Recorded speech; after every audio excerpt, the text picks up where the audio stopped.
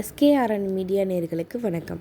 இன்றைக்கி நாம் பார்க்க போகிற படம் என்னென்னா, இளங்கோ ராம் இயக்கத்தில் வைபவ், சுனில், ரெடின் கிங்ஸ்லி, சாந்தினி, நிகாரிகா, பாலசரவணன் மற்றும் பலர் நடித்து வெளியாகியிருக்கும் படம் பெருசு.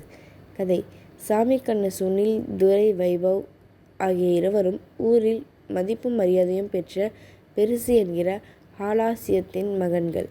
படத்தின் ஆரம்பத்திலேயே வைபவ் அப்பா ஒரு இளைஞன் பெண்கள் குளிப்பதை பார்ப்பதை தெரிந்து கோபமாக அறைந்துவிட்டு ஒழுங்காக இருக்க வேண்டும் என்று அட்வைஸ் செய்துவிட்டு செல்கிறார். வீட்டில் டிவி பார்த்து கொண்டு அப்படியே இறந்து போகிறார். விஷயம் அதுவில்லை. அவர் இருக்கும்போது சொல்ல முடியாத ஒரு பிரச்சனை ஏற்படுகிறது. அந்த பிரச்சனை முடித்தால் தான் அப்பா இறந்ததையே வெளியே சொல்ல முடியும் என்ற நிலை உருவாகிறது.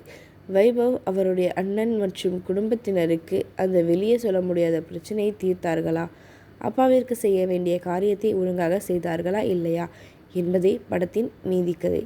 சரக்கு போட்டுவிட்டு படம் முழுவதும் போதையிலேயே வைபவ் பேசி நம்மை ரசிக்க வைத்துள்ளார்.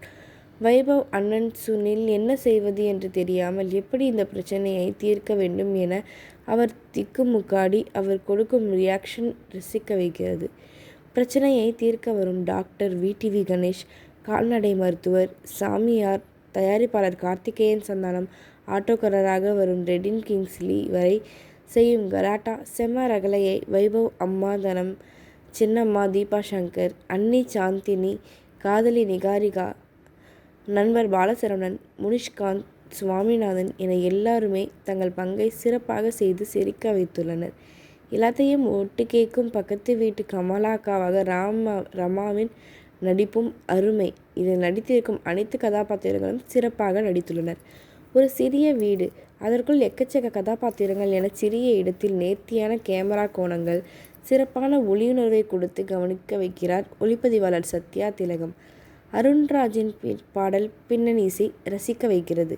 அப்பாவின் மானம் போகாமல் எப்படியாவது அடக்கம் செய்ய வேண்டும் என போராடும் வைபவ் குடும்பம், அதை சுற்றி பல குழப்பங்களை காமெடியாகவே காட்டிய விதம் என இயக்குனர் இளங்கோ ராம் வெற்றி பெற்றுள்ளார்.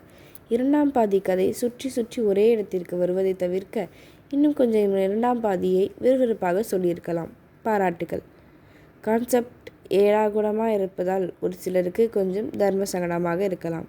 பார்க்கலாம். மதிப்பெண் 5க்கு 3.5. அனைவரும் எஸ்கேஆர்என் மீடியாவை சப்ஸ்கிரைப் பண்ணிக்கோங்க. கூடவே அந்த பெல் பட்டனை மறக்காமல் ப்ரெஸ் பண்ணிடுங்க. நன்றி.